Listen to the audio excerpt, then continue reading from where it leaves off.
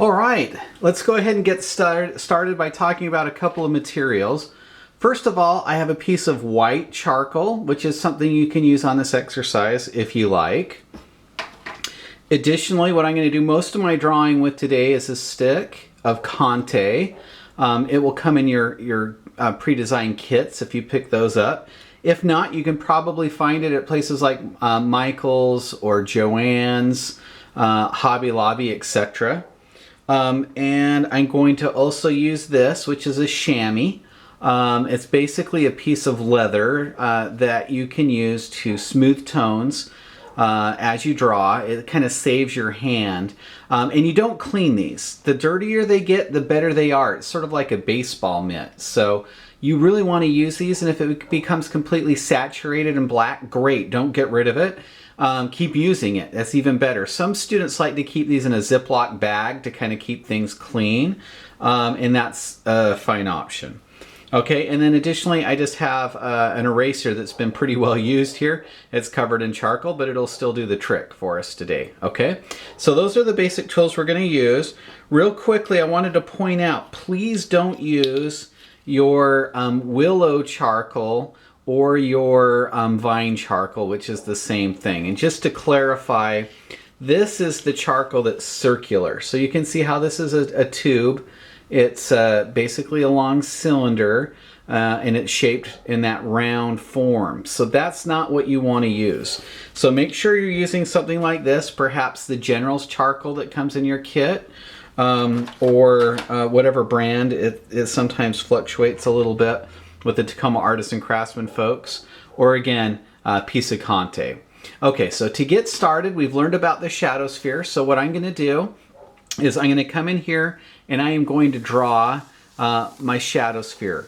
And notice the first thing I'm doing is I'm keeping the sphere very, very light. So the last thing I want to do is come in and commit too early to a really dark line. I'm just going to keep it kind of light, map that out, make sure that I've got it kind of in the right spot. Try not to draw it too small.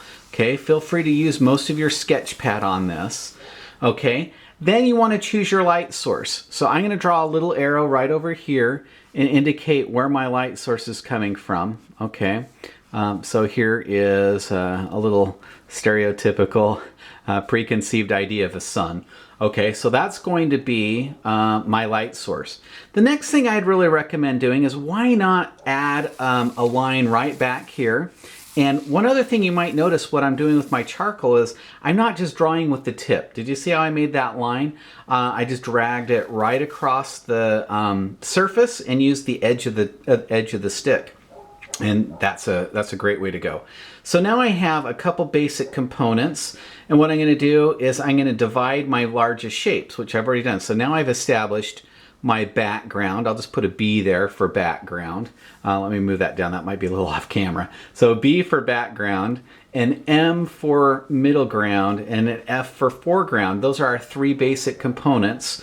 Okay, and then we learned from our past lecture that we're going to have, wait for it, what's this called over there? That's right, okay, your cast shadow. So you're going to have your cast shadow on this area right here. We're going to have your core shadow coming down across this part. Okay, and then eventually we'll have a highlight over here just in terms of a little bit of a review. Okay, so those are the basic components. You can map out something like this if you like. The next step I would recommend is come in here and assign your overall value, your overall shape or value. Now I'm going to post on Canvas some shadow spheres you can use as a reference. If you have something at home that's going to work, go for it. In the studio, I've taken actually a beach ball and I've spray painted it white. So here's what I'm going to do. I just kind of want to lay down a little bit of value across this whole drawing here. Okay, so far so good. And then if I want to, I can come in here. I can kind of define a little bit darker where that back wall is going to be. Okay, and then I can come in here and I can reestablish my sphere. All right, I'm going to try to keep this symmetrical. What you can't see on camera is I'm learning how to draw. Learning how to draw. This is my first demo here with the camera. So I'm kind of learning how to draw around the camera, but I think I'm starting to figure it out. Okay, so you can see I'm going around this multiple times and I can make something a little bit more cylindrical in shape. Okay, and collectively I'll have a circle that's going to be a lot better than what I would have if I did not go through multiple times. It's going to tighten down my easel here just a second. Pardon the interruption. Okay, we're back in business. All right. Let me... Okay, so now what we're going to do is we're going to break down these bigger compositional elements. Okay, so first and foremost, I'm going to have my cast shadow right here. So I can come in here and make this value a little bit darker. And I'm looking at the screen. It looks like it's a little bit distorted, but we'll run with it. I've actually got it round, but on the screen, because of how it's set up, it's looking a little bit asymmetrical. Go figure. Anyway, we'll figure this out as we go, right? Okay, so anyway, make sure that you got that pretty symmetrical, and you'll just have to take my word for it. Mine's a little bit more symmetrical, but you can see what I'm doing is now I'm selecting the areas that are the darkest. Okay, so I'm going to come in here, assign my cast shadow. I'm going to come in here and find my core shadow, running right down the sphere. Okay, and I really want to exaggerate that in terms of making that circular. Any place you can find where you can make an excuse to draw a circle is going to be to our advantage. Okay, so now I've got that established. Now what I'm going to do is I'm going to start playing a game of going from light to dark. Okay, so over here, this is going to be a very light value. And over here were my shadows. So I want to come in here and make this area a very hard edge, a very dark edge like so. Okay, and I'm not afraid of having a nice, hard, crisp line on this side of the sphere. Okay. On this side, I want the absence of any kind of a line. So I want the background to meet the object. So I'm going to be very careful about not laying down any kind of a line. And I just want it to be a shape meeting a shape. So what I'm going to do is I'm going to lay in a little bit darker value right in here.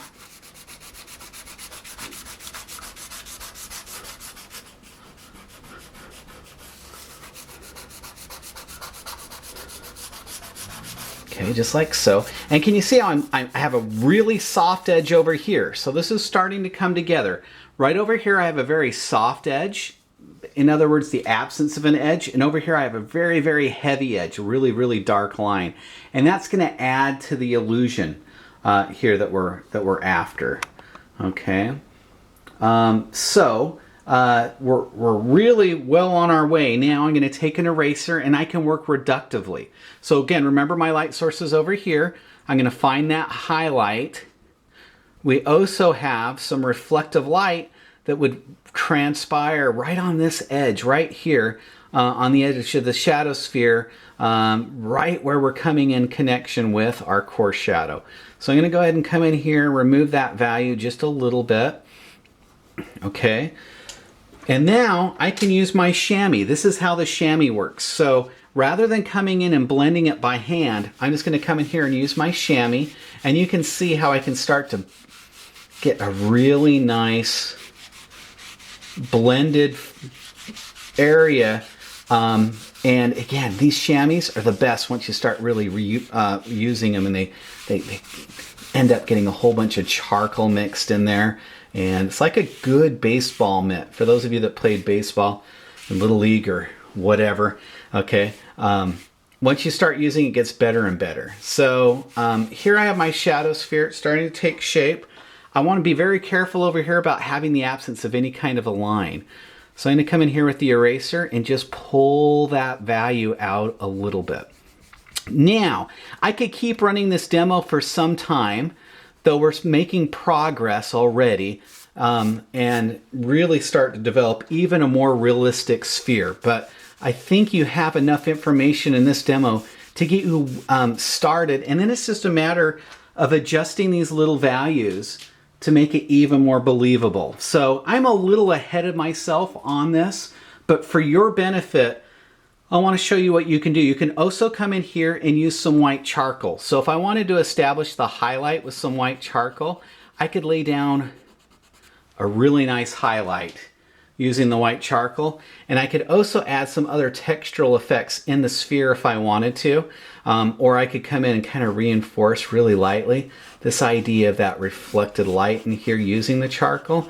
Again, this would be a little bit more convincing if I kept working the shadow sphere a little bit more. But in the interest of time, I just want to help you to kind of know where to start. Okay, so in order to make this bounce forward a little bit more, I would probably come in here and make this background even darker. So see how doing that makes the sphere appear a little bit more round. I can reestablish that ground plane, okay? I'm doing that just so the sphere doesn't look like it's floating in space. Okay, so now I have a nice ground plane, and you'll see as you're doing this, I lose my drawing and then I find it again. And it's a game of just going back and forth. Your core shadow is going to be a lot darker at the base of the object right here. It's going to be a whole lot darker right at the base. And then it's going to gradually, we could use our chamois or you can use your hand, but let me show you how the chamois works. And if those of you that don't have a chamois, no worries. Just go ahead and use a paper towel. Wad up a paper towel and you'll be just fine. So our core shadow is going to be a lot darker at the base of the object. And as it tapers out, it's going to get a little bit lighter. And I've got this hard edge, which I could get rid of with my eraser. And it's going to make a little bit more convincing of a shadow. Okay. So you can see what I'm doing is I'm working reductively with the eraser, additively with my Conte, and you can go back and forth between your black stick and the white stick of charcoal or Conte. But in all honesty, use that white really, really sparingly and just use it again in the last final touches. I jumped into it real early just to show you how that would work and what kind of potential is there. Okay, so be brave in terms of using the tip of your Conte or charcoal. Use the side of your charcoal or Conte. For those of you that haven't acquired your materials yet, what I'm going to do on the Canvas page is leave a pencil demonstration as well. So if you're still waiting on materials, you can render this in pencil, and you might want to make this one of your first attempts. And look for the link on working in graphite. And I think this should be enough to get you there. It's still underworked. If I was to turn this in, I would still want to be spending a good 45 more minutes, maybe another hour, something like that, before completing this. So a good expectation is to spend somewhere between an hour to an hour and a half making a very nice convincing shadow sphere. Try to make it pretty large. This paper size right here is your pad that you get in your kit, and I filled most of the paper space. So don't draw it too small. Be bold, work large. Think through your background, your middle ground, and your foreground, going from dark to light using the Conte and or charcoal. Just avoid using that vine charcoal and you're going to have a great time. All right, I'm going to sign out. Happy drawing, and I can't wait to see your posts. Take care.